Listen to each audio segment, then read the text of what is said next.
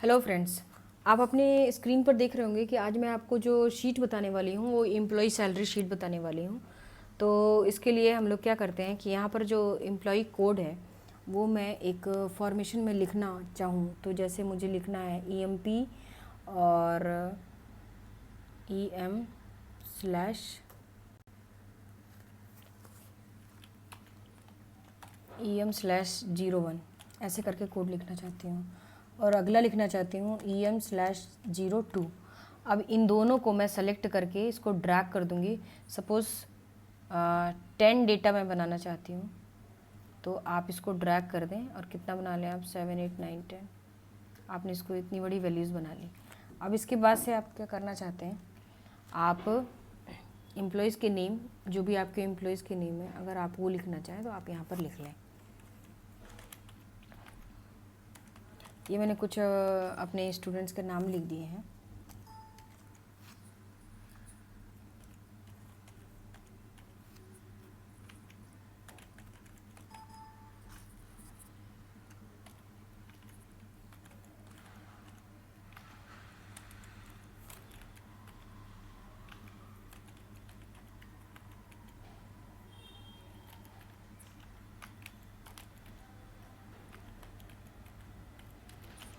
तो ये मैंने कुछ स्टूडेंट्स के नाम लिख दिए हैं, रिस्पेक्टिवली इनके CTC आप लिख लेंगे।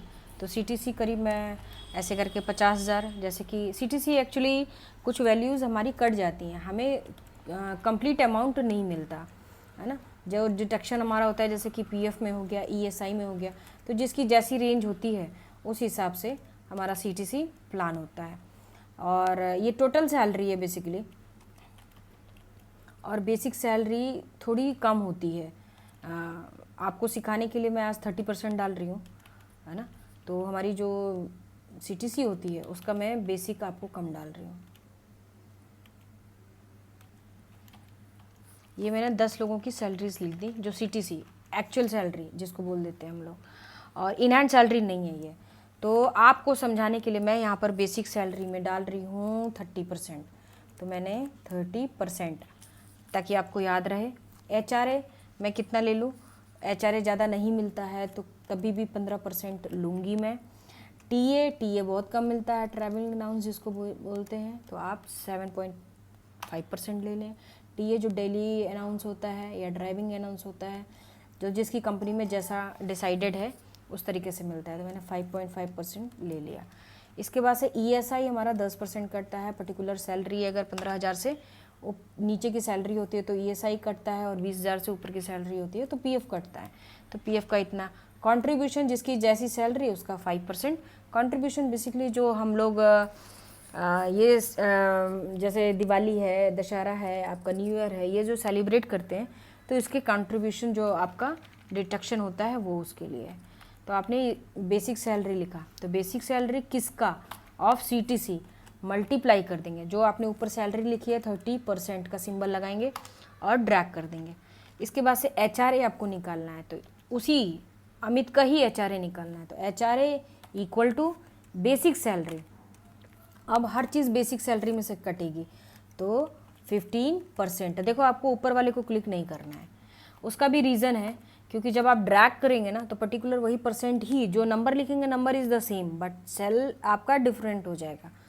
TA करना है, तो TA कैसे होगा, बेसिक सैलरी मल्टीप्लाई बाई 7.5%, 7.5%, तो आपका ट्रैवलिंग अनाउंस निकल जाएगा। DA जो आपका डेली अनाउंस है, डेली अनाउंस भी आप क्या उठाएंगे, बेसिक सैलरी F1 में बेसिक सैलरी है, F11 में 11 में, और मल्टीप्लाई बाई डेली अनाउंस आपका है 5.5% का। इसके बाद ESI मैंने आपको बताया जिसकी 15,000 से नीचे है, जो भी आपका उस समय का वहाँ का रेट हो, तो उसके हिसाब से अगर आपकी उतनी ही बेसिक सैलरी, उतनी ही आपकी सैलरी है तो आपका ESI कटेगा। आपकी अधिक सैलरी है उससे ज़्यादा तो PF कटता है, और PF अभी 12% चल रहा है। PF आपको लेना है तो वापस आप इक्वल लगाएंगे, आप बेसिक सैलरी लगाएंगे, मल्टीप्लिकेशन बाई 12%। तो ये तो टोटल आपने अपना PF बना लिया। उसके बाद से कंट्रीब्यूशन, जैसे कि हमारा कोई भी सेलिब्रेशन फंक्शन कुछ भी होता है तो आपने basic salary multiply by 5%, percent का सिंबल ये वही वाला सिंबल है जो हम लोग 10th बेस पर या 6th 7th बेस पर यूज़ करते थे कि परसेंट लिख दिया, जैसे 7.5 divided by basic salary multiplied by 10.5 और डिवाइडेड बाई 100। तो जैसे परसेंटेज हम पहले निकालते थे बाय फॉर्मूला, सेम यही है। मैंने सबको सेलेक्ट करके ड्रैग कर दिया, तो सभी की एक साथ सैलरी आपको यहाँ पर दिखाई दे रही है। अब मुझे निकालना है ओवर टाइम। ओवर टाइम जैसे कि लोग करते हैं, तो क्या उनका ओवर टाइम पर आवर के हिसाब से होता है, तो उनकी सैलरी कैसे डिसाइड होगी? पहले हमको पर आवर की सैलरी को निकालना पड़ेगा। तो ये पर डे की सैलरी है। पर डे की सैलरी कैसे निकलेगी? इक्वल टू क्या चूज़ करेंगे? आपकी सैलरी डिवाइड बाय 30%। अगर 30 का मंथ है तो आपका 30% चूज़ हो जाएगा, तो ये पर डे सैलरी निकलेगी।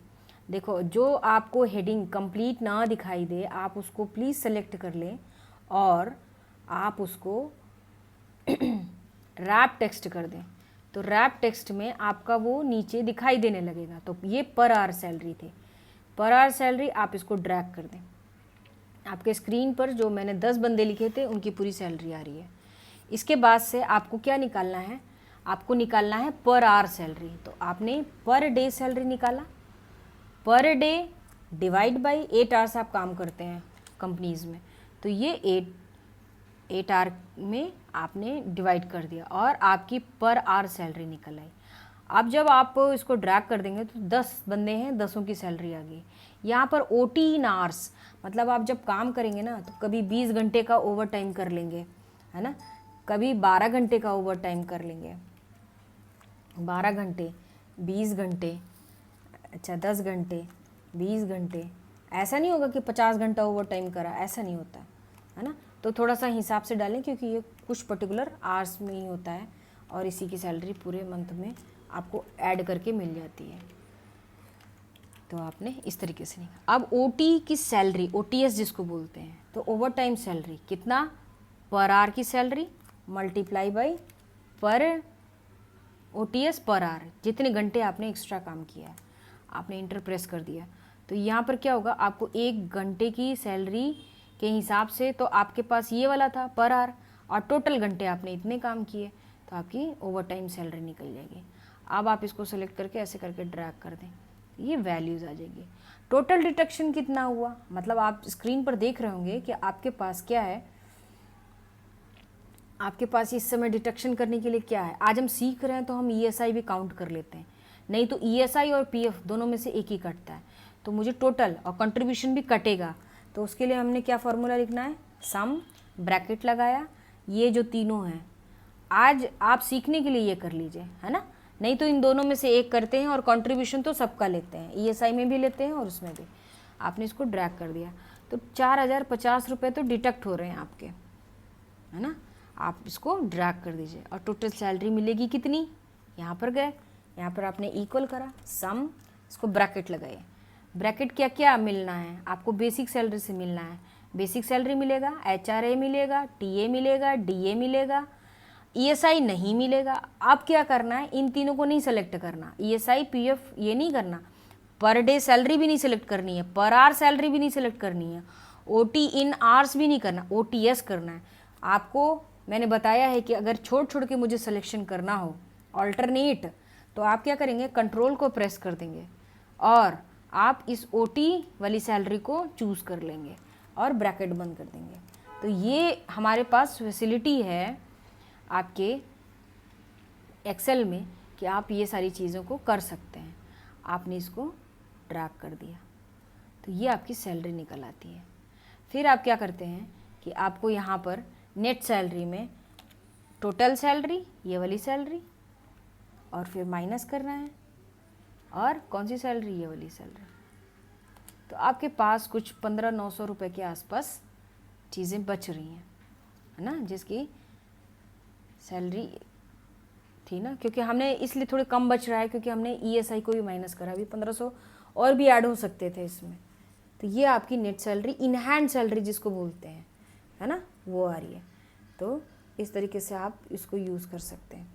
ये आपके सामने मैंने एक सिंपल फार्मूला के तहत अपना एम्प्लॉय शीट बनाई है जो कि आपके स्क्रीन पर विजिबल है। और ये आपके याद रखने के लिए मैंने लिखा है कि आप इस तरीके से इसको याद रखें ताकि आप वर्कआउट कर सकें। तो अगर आप थोड़ा सीखे हों, आपके लिए नॉलेजेबल हो ये वीडियो, तो प्लीज़ आप इसको लाइक करें, कमेंट करें अगर आपको अच्छी लगी हो वीडियो तो, और नए हैं तो सब्सक्राइब करें।